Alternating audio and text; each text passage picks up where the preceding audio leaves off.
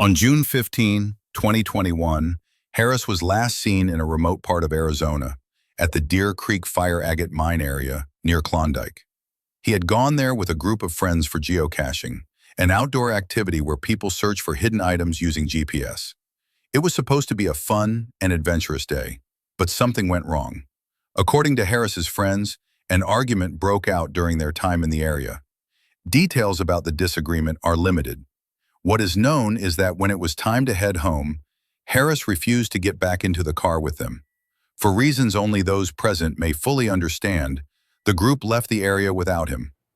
That moment was the last confirmed time Harris was seen alive. Shortly after, a missing person report was filed. Law enforcement quickly launched a search operation. The area around Deer Creek is rugged, dry, and difficult to navigate. Searchers worked through the challenging landscape, hoping to find signs of where Harris might have gone. Helicopters, foot teams, and volunteers were involved in the search effort. What they found only deepened the mystery. Only 2 items were recovered during the search: Harris's cell phone and a vacant campsite. No other personal belongings were found. No messages, no footprints, no evidence of travel or struggle. Just a phone and an empty spot where someone may have once stayed. Authorities could not confirm whether the campsite had been used by Harris himself or someone else. There were no witnesses after the friends left. Harris did not contact anyone. He never returned. And since that day in June 2021, there has been no sign of him. This case stands out because it happened during daylight in the company of others, in a time where most people are connected by phones, GPS, and cameras. Yet despite all that, a man simply vanished. That's what makes Harris's case so troubling.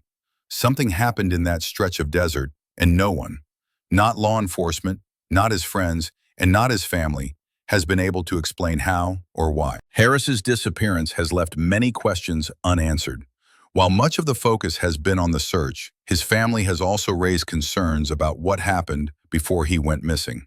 They believe the people who were with him at the time, the friends who left him behind, may not have shared the full story. At the time of his disappearance, Harris was living without a permanent address. He often stayed outdoors or moved between places. That lifestyle can make people more vulnerable, and it can also make it harder to track someone when they go missing. Still, his family remained aware of his general location and activities. His disappearance was not like him, they say. Something felt wrong from the start. His loved ones have publicly expressed their doubts about the circumstances surrounding his last day. The reported argument, the decision to leave him behind, and the lack of contact afterward all raised red flags for them. According to Harris's family, they believe the group he was with may have more information than they've told police. Despite an initial investigation, no arrests or leads have been reported. The case remains unsolved. There are no suspects, no updates, and worst of all, no closure. The emotional impact on Harris's family has been deep. Not only are they dealing with his sudden disappearance, but they're also facing a lack of answers. Every day that goes by without new information adds more pain to their grief. It's especially difficult because there are no confirmed witnesses to what happened after the group drove away. Harris was left alone in a remote area, without transportation, without communication, and without any help. What happened after that moment remains a mystery. Whether he became disoriented, injured, or encountered danger is unknown. For the family, the most painful part may be the silence. Without evidence or cooperation, they're left to wonder and to wait. They continue to ask for help, hoping someone will come forward with new information. If you have any information about what happened to Harris on June 15, 2021, near the Deer Creek Fire Agate Mine in Klondike, Arizona, please come forward. No detail is too small. You can contact your local sheriff's office or reach out anonymously through missing persons organizations. Harris deserves to be found. His family deserves answers, and the truth deserves to come to light.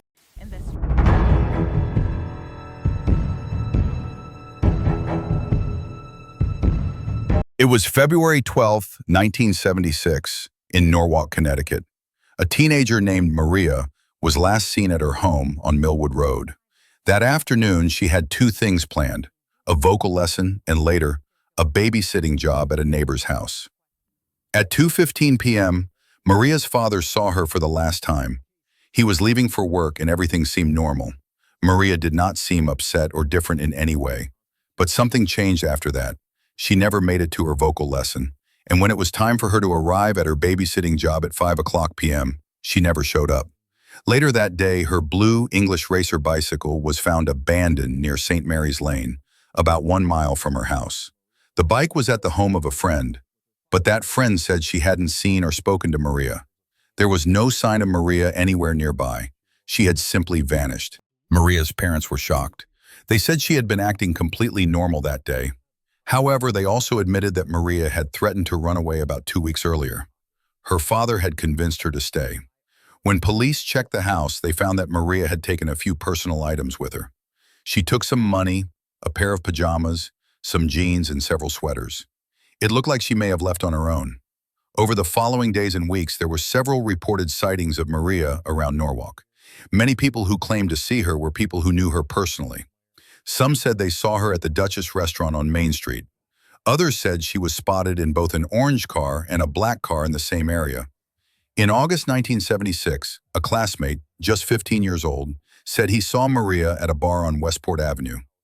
He approached her and told her she should go home. Maria reportedly began crying and said, "I know." She was with a man, someone connected to the Charter Oaks Motorcycle Club. That man was later identified by police and traced to Bethel, Connecticut. For a while, police believed Maria had also been seen at the Charter Oaks Clubhouse on August 13, 1976. But in 2015, it was confirmed that the girl in that sighting was not Maria. It was a 17-year-old girl from Danbury. At the time, it looked like Maria had run away from home. She took some clothes and cash, and she didn't show up for any of her appointments. She had even talked about running away before. But that's where the story becomes more complicated. Even if she left willingly, it's extremely unusual that she would never contact her family, especially not after all these years. There's been no verified contact, no calls, no letters, nothing. Her case remains unsolved, and over time, more people have begun to suspect that Maria may have become the victim of a crime. Still, there is no hard evidence of foul play. No body has ever been found. No one has ever been arrested or charged. The case is stuck between two possibilities: a runaway who disappeared completely, or a crime victim whose story was never fully uncovered. Maria was a freshman at Norwalk High School in 1976. Her friends described her as a talented, artistic teenager who loved to dance and perform. She took ballet lessons, attended drama classes, and was active in her school's theater group. She was a young girl with creative dreams and a busy schedule. She wasn't invisible. She had friends, hobbies, and a life ahead of her. Both of Maria's parents died in the early 1980s, never knowing what happened to their daughter. But her brother and sister are still alive today. They continue to hold out hope that one day they might find the answers they've been waiting for.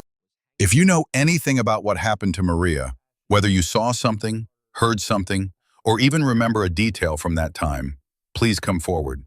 Even after all these years, her case is still open. There's still a chance to bring answers to a family that has waited far too long. Contact Norwalk Police Department or reach out to national missing persons databases. Maria deserves to be found. Her story deserves an ending.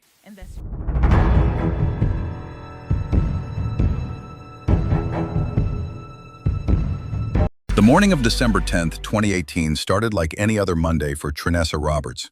At 38 years old, she had her routine down to a science.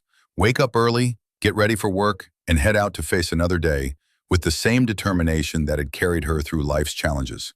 Her modest home in Lehigh Acres, Florida, was quiet in the pre-dawn hours, the kind of peaceful stillness that comes just before the world wakes up. Trinessa took her time getting ready that morning, as she always did. She believed in presenting herself well. It was part of who she was, part of the pride she took in everything she did.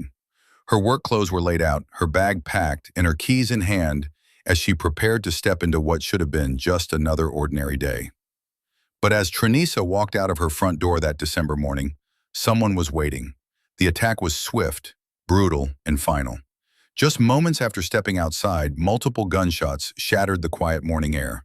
Trinessa collapsed on her own doorstep, her life cut short in an instant.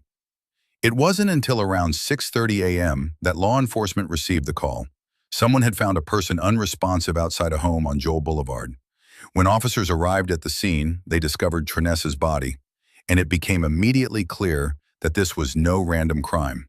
There were no signs of forced entry into her home. Nothing had been stolen. Her purse, her jewelry, her car, everything remained untouched. This was targeted, intentional, and personal. The crime scene told a story that investigators would piece together in the days that followed. But one thing was devastatingly clear from the start. Someone had wanted Trinessa Roberts dead, and they had made sure of it. To understand the magnitude of what was lost that December morning, you have to understand who Trinessa Roberts really was. Born and raised in Fort Myers, Florida, she was the embodiment of family values and Southern hospitality. Her roots ran deep in Southwest Florida soil, and her heart belonged entirely to the people she loved most. Sunday dinners weren't just a meal in the Roberts household, they were sacred. Week after week, Trinessa would gather with her mother, her sister Charlonda, and whoever else could make it around the dinner table. These weren't fancy affairs, but they were filled with laughter, stories, and the kind of warmth that only comes from being surrounded by people who know you completely and love you anyway. Trinessa's bond with her mother was unbreakable. She was the daughter who called just to check in, who never missed an important moment, who made sure her mother knew she was loved and appreciated. With her sister Charlonda, she shared the kind of relationship that many siblings envy. They were best friends, confidants, and each other's biggest supporters. But perhaps nowhere was Trinessa's heart more evident than in her role as a mother to her 4 daughters. These girls were her world, her motivation, and her greatest achievement. She worked tirelessly to provide for them, not just financially, but emotionally. She wanted them to see what a strong woman looked like, what it meant to work hard and never give up on your dreams. Trinessa was constantly bettering herself, studying for certifications that would advance her career and improve her family situation. She wasn't content to stay in one place. She had goals, ambitions, and the drive to achieve them. But she also knew how to enjoy life. She loved to shop, had an eye for style, and took pride in looking good. Her little chihuahua, Juvie, was her constant companion, a source of joy and comfort after long days. Those who knew Trinessa remember her laugh, her sense of style, and her unwavering dedication to the people she loved. She was the kind of person who made everyone around her feel special, who remembered birthdays and anniversaries, who showed up when you needed her most. The phone call that changed everything came early that December morning. Trinessa's daughter, barely able to speak through her tears, called her Aunt Charlonda with news that no family should ever have to hear. "Aunt Charlonda, somebody killed my mama." The words hit like a physical blow. Charlonda's world tilted on its axis as she tried to process what she was hearing. Her sister, her best friend, her partner in all of life's ups and downs, was gone. Not sick, not in an accident, but murdered.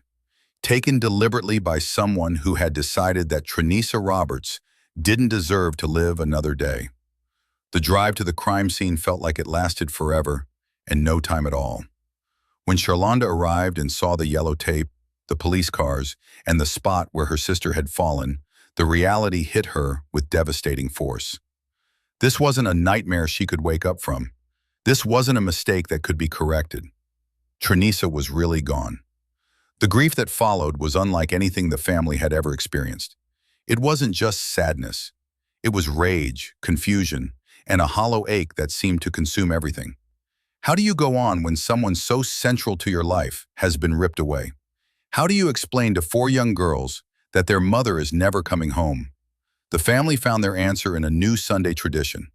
Instead of gathering around Trinessa's dinner table, they began meeting at her grave.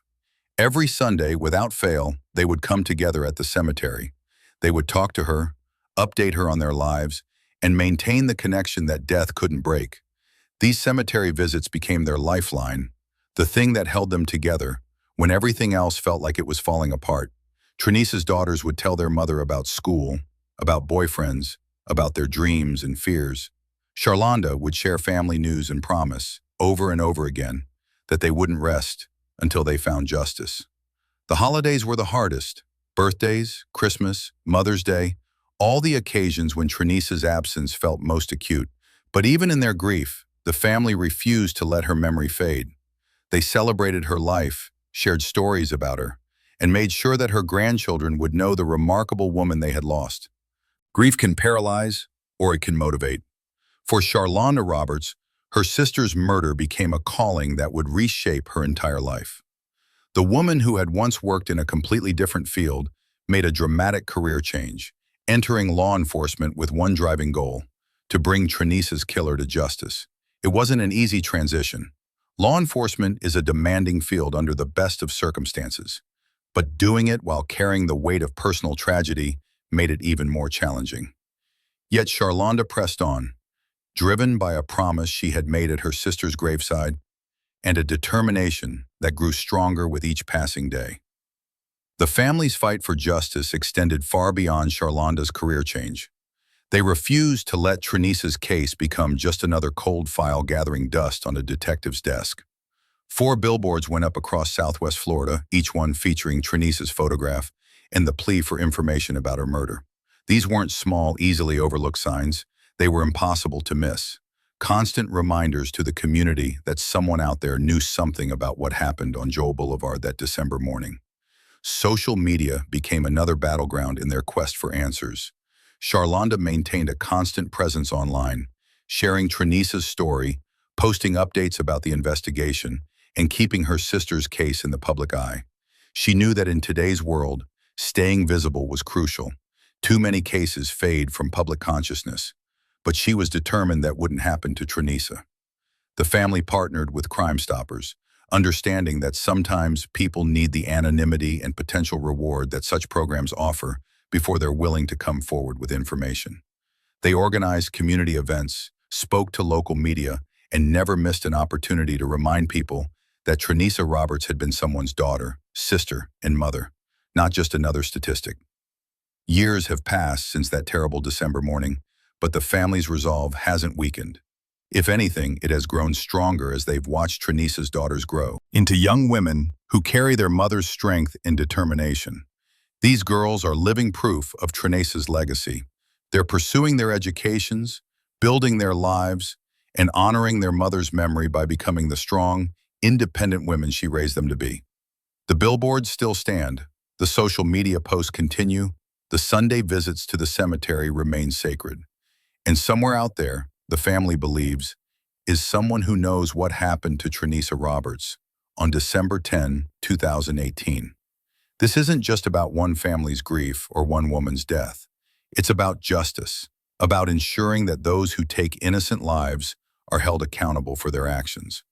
It's about making sure that Trinisa Roberts is remembered not just as a victim, but as a beloved mother, sister, and daughter whose life mattered, whose death demands answers, and whose family will never stop fighting until the truth comes to light. The case remains open, the investigation continues, and the Roberts family continues to believe that someday, somehow, justice will be served for Trinisa Roberts.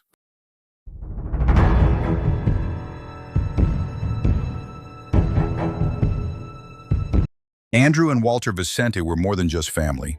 They were partners in life. Living and working together, they were focused on rebuilding both a plumbing business and a fractured past. Their relationship had not always been easy. Walter Vicente and Tina Haas were together for 10 years, married for 6, and shared 2 sons, Andrew and Stefan. After their divorce, Tina raised the boys in California with little financial help, but she never prevented Walter from seeing them. In 2015, when Andrew was 23 years old, he made a decision that showed the depth of his love and sense of duty. Tina offered for him to move back in with her, but Andrew declined. He wanted to live with his father, to help him get his business and his life back on track. It wasn't just about plumbing, it was about reconciliation, growth, and family. Walter, born on January 6, 1966, in Rochester, New York, had faced struggles.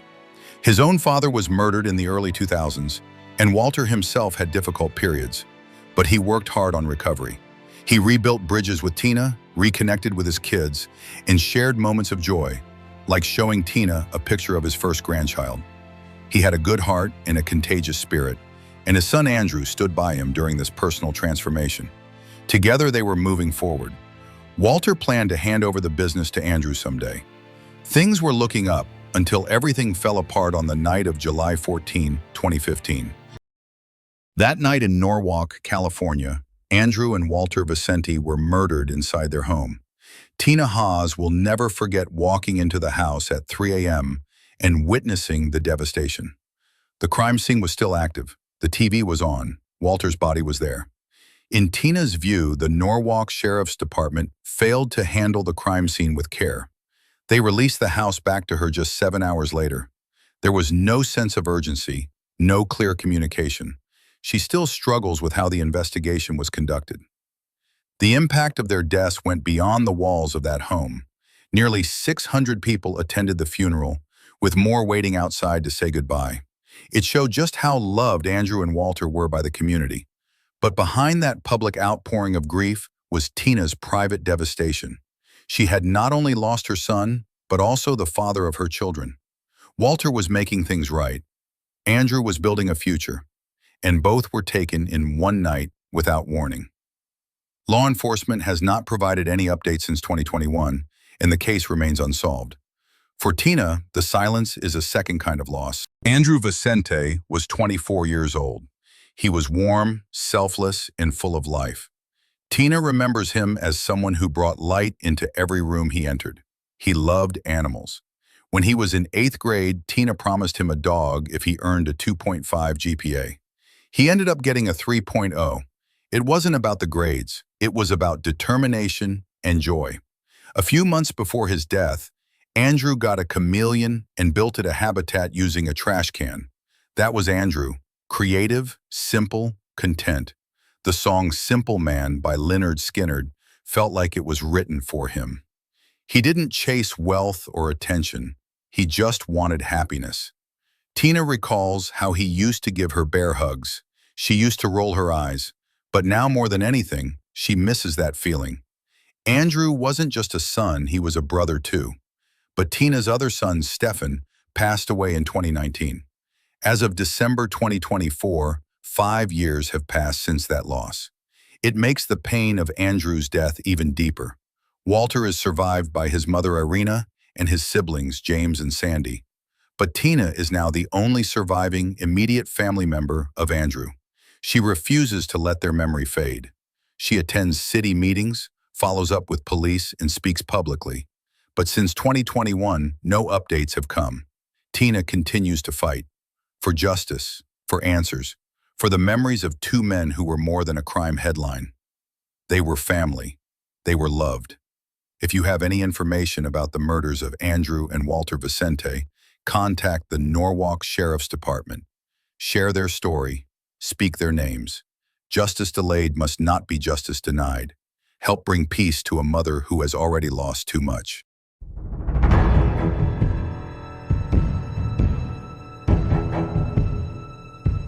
In the heart of Columbus, Georgia, where Southern traditions run deep and family bonds are sacred, Eric Neelums wasn't just another face in the crowd. He was the brother everyone wished they had.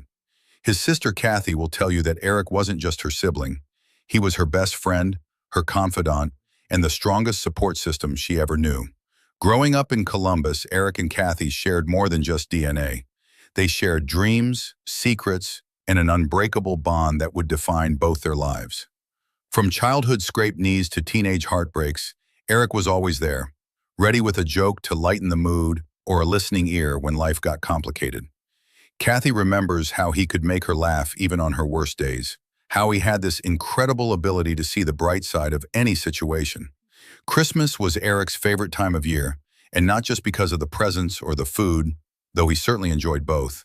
It was the gathering that thrilled him most, the chance to have everyone he loved under one roof. He would arrive early to help set up, stay late to help clean up, and spend every moment in between making sure everyone felt included and loved. His booming laugh would fill the house, and his presence seemed to make everything brighter. But perhaps nowhere was Eric's capacity for love more evident than in his relationship with his niece, Takia. To her, he wasn't just Uncle Eric. He was a father figure, a constant presence who showed up for school plays, birthday parties, and everything in between. When she needed advice, she called Eric. When she wanted to share good news, Eric was the first to know. He had this gift for making each person in his life feel like they were the most important, and Takia felt that love every single day. As a child, Eric had shown an early love for sports, particularly baseball. He wasn't the biggest kid on the team or the fastest, but he had heart and determination that couldn't be taught. Coaches and teammates quickly learned not to underestimate him. Eric had a way of proving people wrong when they doubted what he could accomplish. This resilience would become one of his defining characteristics throughout his life. His passion for Atlanta sports teams was legendary among family and friends. Win or lose, Eric was a loyal fan who could recite statistics, recall legendary games, and debate the merits of different players for hours. But it was his fascination with technology, sparked by his curiosity about the Atari gaming system, that would eventually shape his career path. Even as a young man, Eric could see the potential in technology, understanding intuitively that the future would belong to those who embraced innovation. Those who knew Eric remember a man with a vibrant personality that could light up any room. He had this infectious energy that drew people to him, combined with genuine warmth that made everyone feel welcome. His roots in Columbus ran deep, but his dreams reached far beyond the city limits. He was a man who knew where he came from and was proud of it, but who also understood that growth sometimes meant stepping outside your comfort zone. As Eric entered adulthood, that same determination that had served him well as a young athlete began to manifest in bigger ways. He had dreams of building something meaningful with his life, of creating stability not just for himself, but for the family he hoped to build. When he decided to enroll at DeVry University, it wasn't just about getting a degree. It was about positioning himself for a future in the technology field that had fascinated him since childhood. DeVry represented more than education for Eric. It was a gateway to possibilities. He threw himself into his studies with the same intensity he had once brought to baseball, understanding that this was his chance to prove that a young man from Columbus could compete with anyone, anywhere. His coursework in technology felt like coming home. Finally, he was studying something that genuinely excited him, something that felt like both passion and practical career preparation. But Eric's ambitions extended beyond the classroom. When he made the decision to join the U.S. Army, it was another step in his ongoing journey of self-improvement and service. The military would provide structure, discipline, and opportunities for advancement that appealed to his goal-oriented nature. It was also a chance to serve something bigger than himself, to contribute to causes beyond his immediate circle. Perhaps most importantly, Eric was building a family of his own. As a husband, he brought the same loyalty and dedication that had made him such a beloved brother and uncle. But it was in his role as a stepfather that Eric's character truly shone. He didn't see stepchildren. He saw children who needed love, guidance, and stability. He embraced them completely, treating them as his own without reservation or hesitation. Kathy fondly remembers helping Eric develop a more mature wardrobe as he transitioned into this new phase of life. Shopping trips that had once focused on casual clothes and athletic wear now involved selecting professional attire that reflected his growing confidence and success. She watched her brother transform from the playful young man she had grown up with into a sophisticated adult who carried himself with dignity and purpose. This transformation wasn't just about clothes or career advancement. It was about Eric becoming the man he had always had the potential to be. He maintained his wonderful sense of humor and his deep capacity for love, but he added layers of responsibility, ambition, and maturity that made him even more impressive to those who knew him. Through his daily choices and actions, Eric demonstrated values that had been instilled in him from childhood. The importance of hard work, the power of treating others with respect and compassion, and the belief that with enough determination, anyone could improve their circumstances. He was living proof that dreams backed by action could become reality. September 26, 2003, started like countless other mornings in Eric Nelum's life. The alarm went off at the usual time, and he began his familiar routine of getting ready for work. Inside their home in Phoenix City, Alabama, his wife and children were starting their own morning routines, the comfortable sounds of a family beginning another day filling the house. Eric had no way of knowing that someone was watching, waiting, and planning. As he prepared to leave for work, moving through the carport attached to their home, he had no warning that his life was about to end in the most violent way possible. The attack was swift and brutal. Multiple gunshots shattered the morning quiet, and Eric collapsed in the carport where he had been ambushed. Inside the house, his family heard the shots and rushed to see what had happened, only to discover a scene that would haunt them forever. The man who had been their protector, their provider, their source of strength and laughter, was gone. The police response was immediate, but it was already too late for Eric. As investigators began processing the crime scene, disturbing details emerged about how calculated this attack had been. The layout of their neighborhood, specifically the cul-de-sac design, had provided the perfect vantage point for someone to observe the house and Eric's daily routines. Detectives quickly theorized that the suspects had been watching Eric's patterns, learning when he left for work each morning, understanding the layout of the property, and choosing their moment carefully. This wasn't a random crime or a robbery gone wrong. This was a targeted assassination that required planning, patience, and intimate knowledge of Eric's habits. Even more troubling to investigators was their growing belief that the assailants were likely known to Eric. The precision of the attack, the timing, and the specific location all suggested that whoever did this had inside knowledge. This wasn't a stranger lurking in the shadows. This was someone Eric may have trusted, someone who had used that trust to plan his murder. The trauma experienced by Eric's family cannot be overstated. His wife and children, who had been just feet away when he was killed, were left to grapple not only with their devastating loss, but also with the terrifying knowledge that someone had wanted Eric dead badly enough to execute him in his own home. The sense of safety and security that every family deserves was shattered along with their lives. For the police, the case presented both clear leads and frustrating dead ends. While the evidence suggested this was a targeted killing by someone known to the victim, proving that theory and identifying the perpetrators would prove to be an ongoing challenge that continues to this day. The aftermath of Eric's murder hit his family like a tsunami of grief, anger, and confusion. For Kathy, losing her brother meant losing her best friend, her constant support, and a piece of her own identity. The church that had once provided comfort and community became a place she couldn't bear to enter. Her faith, which had sustained her through other challenges, felt shaken to its core. How do you continue to believe in a loving God when someone so good, so full of life and potential, is taken in such a violent way? How do you find meaning in prayers when the person you're praying for is already gone? These were the questions that tormented Kathy in the dark months following Eric's death. But grief, Kathy learned, is not a straight line. Slowly, gradually, she began to find ways to cope with her loss. The faith that had seemed absent began to return, not as a simple comfort, but as something harder won and more complex. She didn't get easy answers to her questions about why Eric had been taken, but she found strength to continue living, to honor his memory, and to fight for the justice he deserved. That fight became what Kathy describes as her second job. She and her family pursued every avenue they could think of to keep Eric's case alive and in the public eye.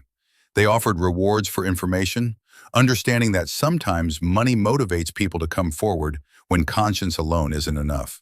They created a Change.org petition, using the power of social media to reach people far beyond their immediate circle. Perhaps most visibly, they launched a billboard campaign, placing Eric's photograph and case information where thousands of people would see it every day.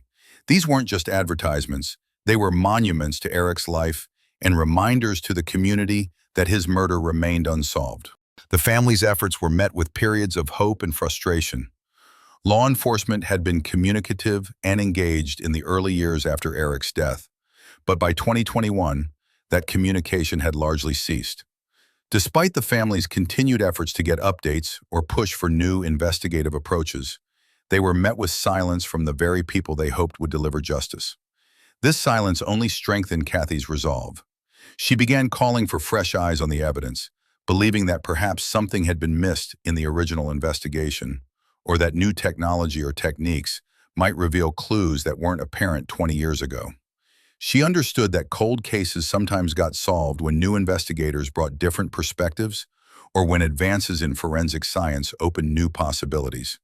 The family's regular visits to Eric's gravesite became more than just moments of remembrance. They became acts of resistance against forgetting, against giving up, against letting his case fade into obscurity. Standing there among the headstones, sharing memories, and renewing their commitment to finding answers, They found unity and purpose in their shared love for Eric. Today, more than 20 years after Eric Nellums was murdered in his own carport, his family continues to believe that someone, somewhere, knows what happened on that September morning. They continue to hope that conscience, community pressure, or new evidence will finally bring the answers they've sought for so long. Their message to the public is simple. Eric Nellums was a beloved brother, uncle, husband, and father whose life was cut short by violence. His family deserves answers, his children deserve justice, and his community deserves to know that those who commit such crimes will be held accountable. The case remains open, the questions remain unanswered. But the love for Eric Nellums and the fight for justice in his name continues, carried forward by a sister who refuses to let her brother's story end with his death.